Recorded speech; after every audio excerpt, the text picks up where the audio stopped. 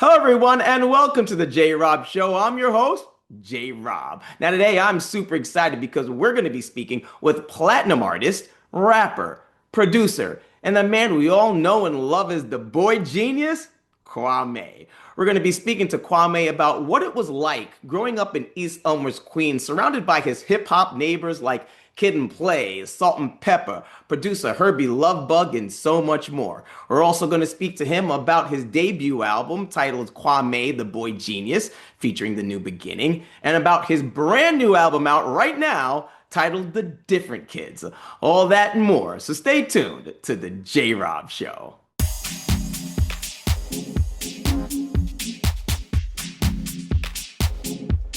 Check out my melodies with my drums and my keys. How these cats get plaques for sales when the records is free. I get caught up in my dreams and my plots and my schemes. I think about crossing oceans, y'all just worry about streams. And welcome back to the J Rob Show. I am super excited today, guys, because we are joined by rapper, producer, and all around talented man, the man that we know as lovable boy genius himself, Kwame. How you doing, What's Kwame? going on? Welcome to I'm the good. What up? show. What up? That was a great intro. I like that. I like that.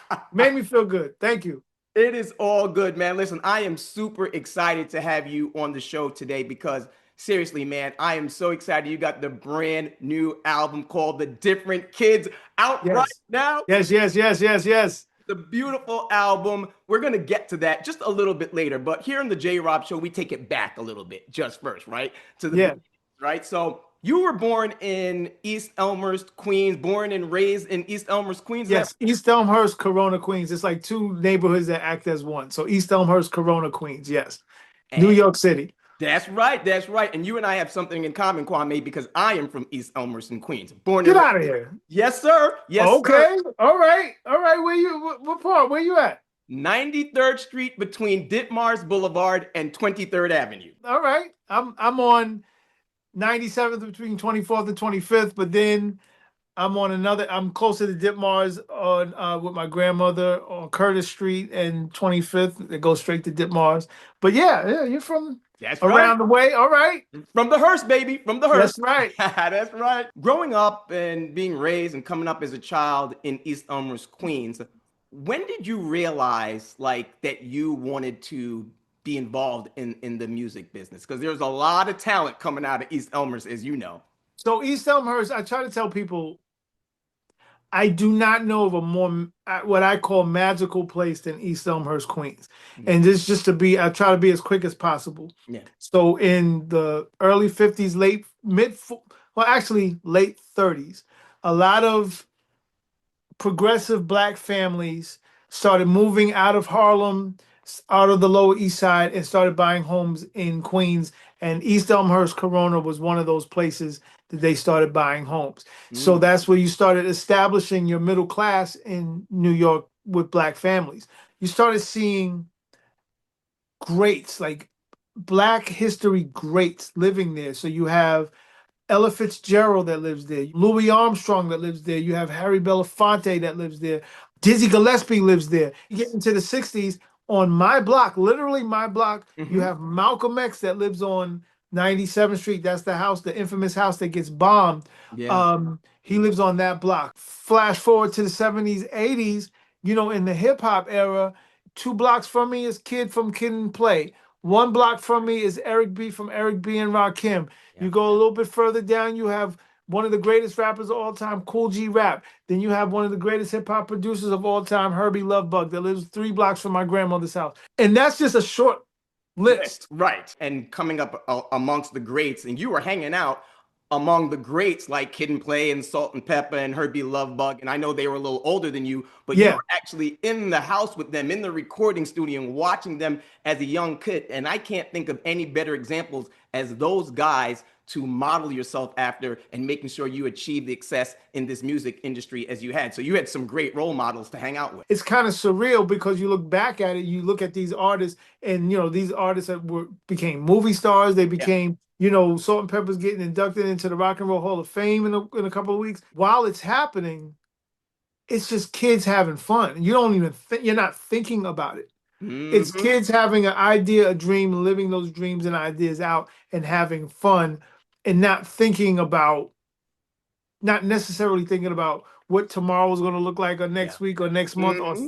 30 years from now. We're Right. not thinking about that at all. We're just thinking about the fun times that we're having Yes. right now.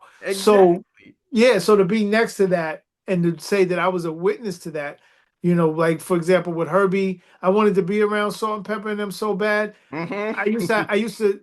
Herbie's little brother Steve was my best friend, and he would call me like, "Okay, Salt-N-Pepa's over here," and Come on I over. would, yeah, and it'll be in the like 10 o'clock at night, Right. 2 degrees outside, and Hmm. I'd be like, "I gotta walk the dog," Yeah. and I walk the dog. It's like animal cruelty. I'm tying the Yeah, dog up right. on Herbie's fence, and I'm hanging out in the studio, and I'm getting back at a reasonable time, and luckily I didn't get in too much trouble because I had supportive Hmm. family members around me that literally understood exactly what I was doing and they nurtured it as well. Yeah. And I think I attribute where I'm from because of that, because I could be from somewhere else and my parents and grandparents could shun me for doing that. Yeah. You need to go to school, get a job, you need to do Yeah. this. But because they knew a lot of the people that I'm speaking of, even from the older days, Hmm. it's like, oh, you want to do that too? Cool. Yes. Yes. Yes. Let me introduce you to this one. Let me show you that one. Let me show you where this one lived. It was like that. So the support system was amazing. And it's so important that you talk about that because the support from parents and your family and their friends to get a young child that you were at that time and get them in this industry is so important. I remember even back in the days, and I don't know if you remember. Well, I'm sure you do. But do you remember Miss Punter? Of course, Exactly. she's my piano teacher. How do you know Miss Punter? She was my piano teacher as well. And I used to watch you, Kwame, in recital classes. And I said, this kid is too damn good. Miss Punter called my mom and said, you know what? I'm not going to take your money anymore because Jason is wasting your money. And the way that you were so great in piano lessons, I remember you in recital Wow. classes with her. And it's crazy. Remember Miss Punter? Miss Punter lived on my block, so it was just a matter of, my mother would. I think my lessons were $5. Literally, it was $5. My Okay, mother would right. give me a $5 bill. I'd walk down the block, Yeah. give it to Miss Punter. That's wild. The Yep. funny thing about the recital is I've never been more nervous in my life Hmm. than at those recitals. I can go on stage now in front of 100,000 people and have it no fear. But those recitals, oh I my remember. God. But you did great though. Nah, man, I hated it. Well, you was way better than me. I don't know. I think we were all just like, we were just figuring it out. We were kids, man. It Right. was we Exactly. No, yeah. but it is so important. And you was able to, craft your skills, definitely in music, learning piano. And then you obviously, I think you went on to high school as well. Now, did you go to Forest Hills High School? Yes, I did. I went to 4 high schools in New York. Right. So Mm-hmm. I went to the High School of Art and Design first. Mm-hmm. And I went there ninth grade, 10th grade. Um, my parents got a divorce. My father moved to Inglewood, New Jersey, so he took me out of the school because I would commute from Jersey to the city school, and he's like, "You're not doing this next year." Yeah. So Mm-hmm. then I go to a high school in Inglewood, New Jersey, called Dwight Morrow High School, Mm. and while I'm in Dwight Morrow, uh, my my father decides to get remarried and move on a farm in Virginia. I was like, I am not, and it's at the same time I'm actively pursuing my music. I got my record deal. I just didn't tell him. Right. Right. I get the deal and I moved back to Queens. And Mm-hmm. so my zone school was Forest Hills. Oh, So really? Okay. yeah, I moved into I was living in Southside Jamaica, Queens, and then Got it. Mm-hmm. I had to go to Forest Hills. And now while I was in Forest Hills, and this is a wild one. I got to tell you a story about that too, Kwame. Go All ahead. right. So while I was in Forest Hills, Yeah. um I got the deal. I was actively recording an album. Mm-hmm.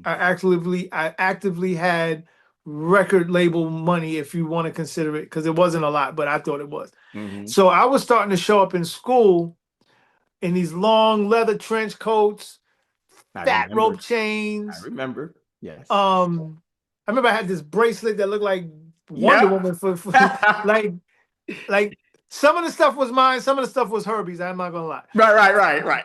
But there was a security guard. He was Okay. younger. He was like, he was Yeah. probably just out of college. Right. And he pulled me to the side and he was like, yo, I just want to let you know the principal called the cops on you. They think you're a drug dealer. And there's a detective in the school watching you.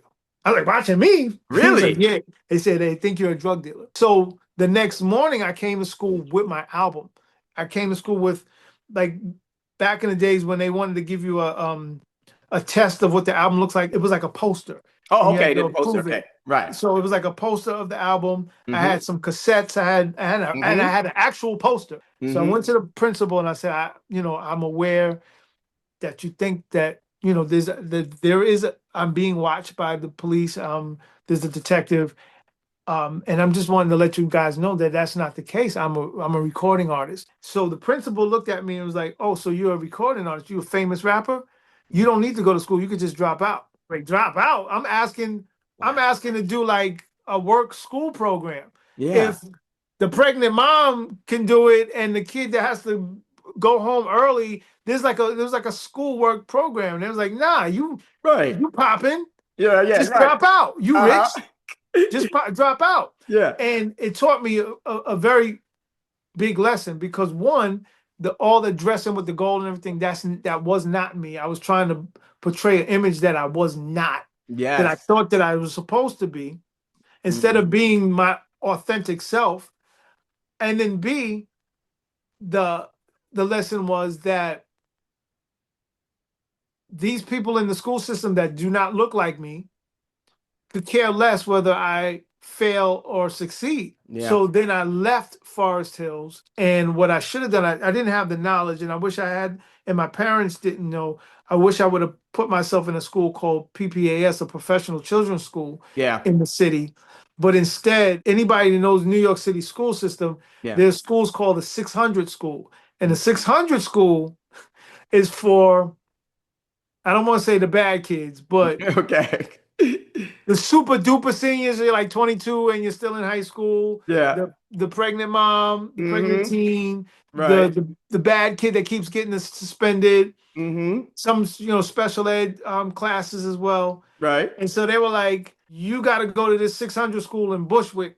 Oh, okay. Gotcha. And by the time this kicks in, I'm in full Kwame mode. Everybody knows who I am.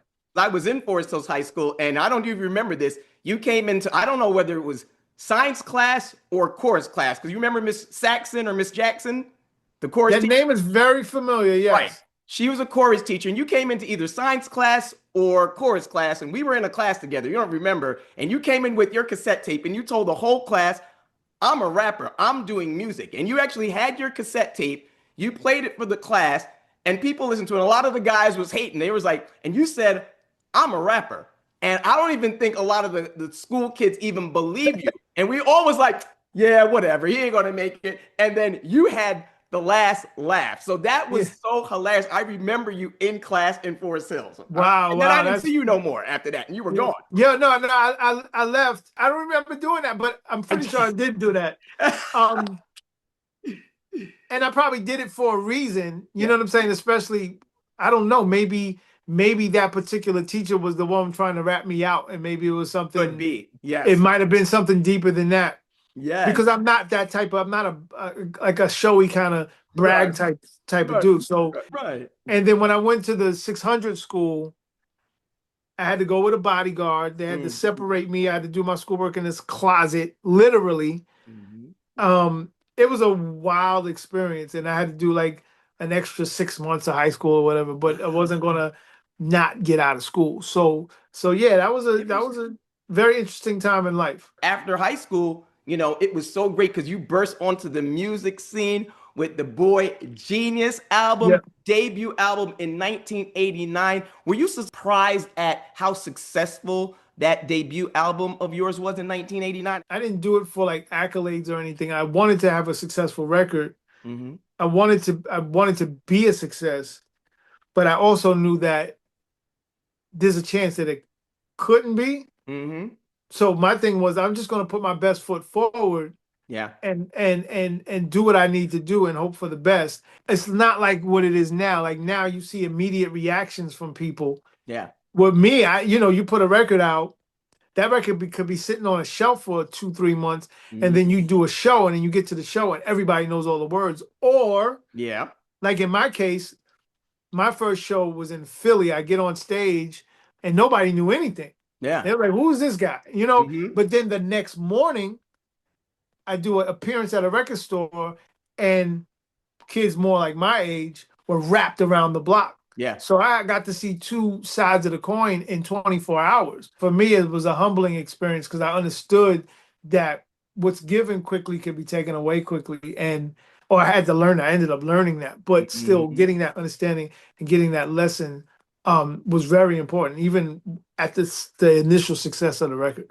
Absolutely. And one of my favorite tracks on the song was The Rhythm. I love that Yeah. song. I came here for something funky to happen. Is this Christmas? Cause everybody's rapping. Prepare to get sparked by the song that I sing. No, my name ain't Martin Luther, but I'm considered the king. Yo. It was smooth. The flow was great. The style. I love that video. You had a little cutie in the video. Yeah, yeah, yeah. The whole thing, man. I love that song, man. The Rhythm was one of my favorite songs off of that album, man. The lead girl in that video was from London. And from Oh, that point, I was like, I just need an English chick. I just want to. that's right, my brother. Yep. It was so, so great. So, right now, you've got your brand new album out. Tell us all about the album, the name of the album, and what it's all about. The Different Kids is an amazing album. So the Different Kids is my first album in like 26 years. And Okay. it wasn't like I decided to say, hey, I'm just going to start rapping again. No, I've been recording all that time. I've just haven't been sharing.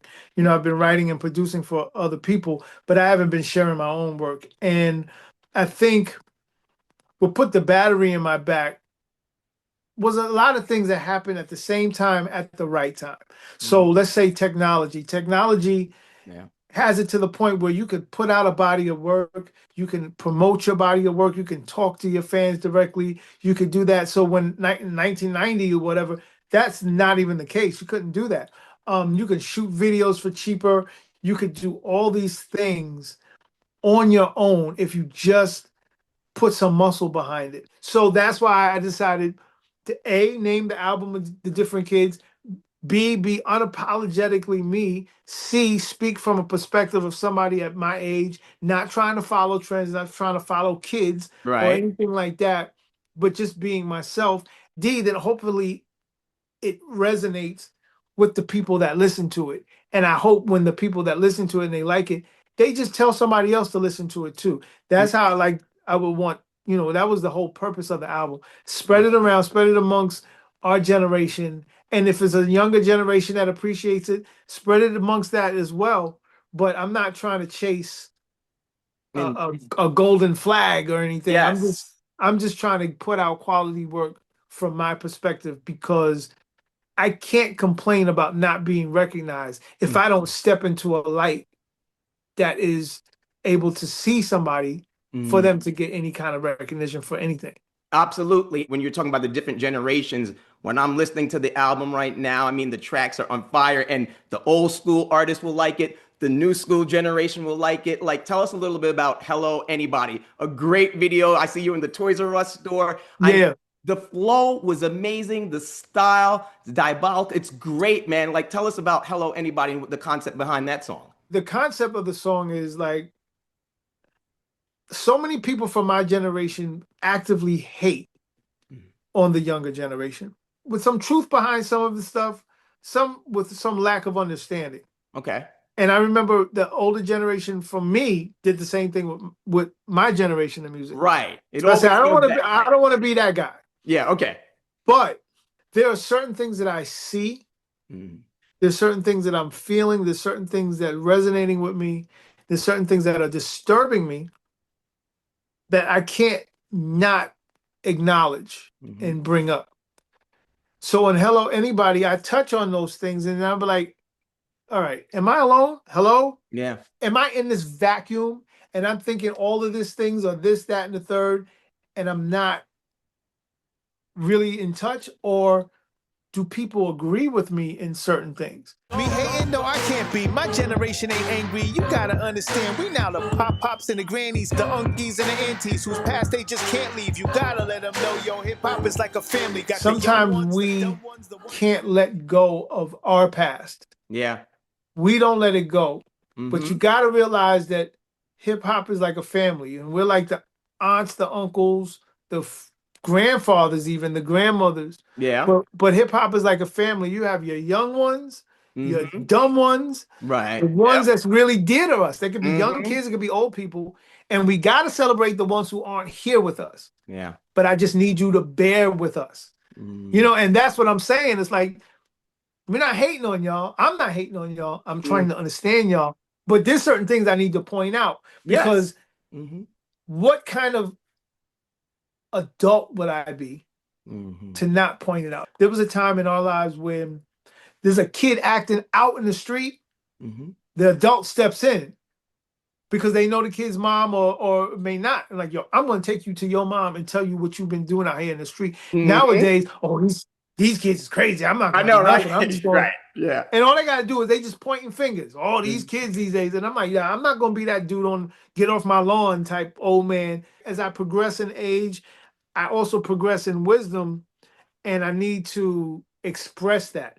And lastly, I can't sit here and call myself a producer and an artist if I don't actively produce art.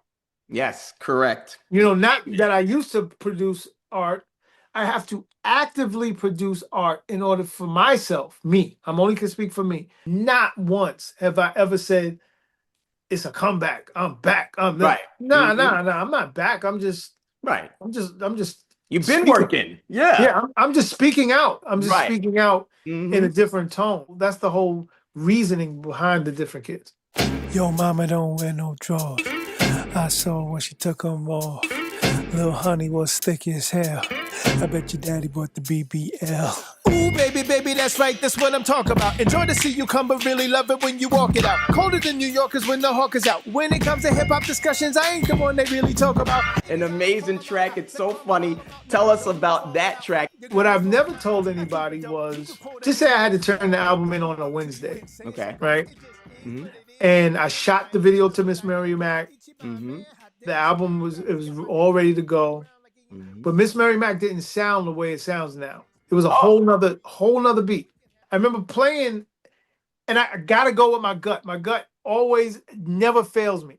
Mhm. But this time my gut was in two directions. Like I liked the direction that I made, but then in my mind I was like, you could have went in another direction though. Then I was like, but I like this direction. Right, So right. I played, Exactly. I showed of all people, I showed my security guy the video to Miss Mary Mac. Mhm. And he was like, oh, this is cool. I didn't expect the music to be like that. As soon as he said that, my other brain kicked in. See, I told you that you should have changed that beat. Right, right, right. And so that was a Sunday. Like I said, the music had to be turned in on a Wednesday, on Tuesday. This was a Saturday. Mhm. So all Saturday in my mind, I'm like, I gotta change the beat. I gotta change the beat. Right. So I started doing how I work on music. I do the music in my head first, Uh-huh. and I do like voice notes and all this kind of stuff. Ooh. And I live in California, so I was in Baltimore. Right. So I flew back home, got home. I don't know what time at night that I got home. I went straight to my studio, remade the record. On Sunday, I remade the record. On Monday, I got the record mixed and mastered. I just like, hey, I'll pay you guys extra, whatever. I just need Right. them. And then I submitted it, and I told them to take the old one off and put the new one on Tuesday for submission. And I made the cut. That version, I was like, yo, this record is a banger now. Like I didn't even think of it as a banger Yeah. at first. I just thought it was something that I just personally liked. But now I think it's a banger. And it worked. It worked. People are really resonating with the song. And between that song and the Hello Anybody, people rocking with it. So that's the surprise. That to go, and I travel a lot. Being in airports, being in different cities, and people are coming up to me, or being on stage and hearing people yell out, Miss Mary Mac. I'm like, what, for real? Like, Exactly. yeah, Except that for the bugs me part, out. That trips me out. except for the part when it started off when it said your mama ain't wearing no drawers. I know Yeah, the yeah. mothers must say, "Why? How Kwame know my mama ain't wearing no drawers?" I'm like, Yeah. "Oh no." Yo, it's funny because when I put the video out, the first person that called me about it was my mom. She was like, I know. "Why? Why would you say something like that?" I'm like, "Mom, you don't know that old nursery rhyme. Everybody used to say that as a kid. Right, I right, never right. said nothing like that." I'm like, "Well, my generation did, so my generation is going to clearly know what I'm talking about." Yes. And I'm not talking anything crazy on the song, but it's also funny because I performed the song. I performed the song like in different news outlets, but the first time I performed the song ever, actually performing the song, Yeah. was on the news on in New York. 2 seconds before performing the song, the producer of the show comes up. He goes, "I need you to really think about what you're about to do because I don't know if it's appropriate for Okay. morning show." And I'm like, "You're telling me this 2 seconds before I do it?" I had a cleaner version in my head. So this is what's wild.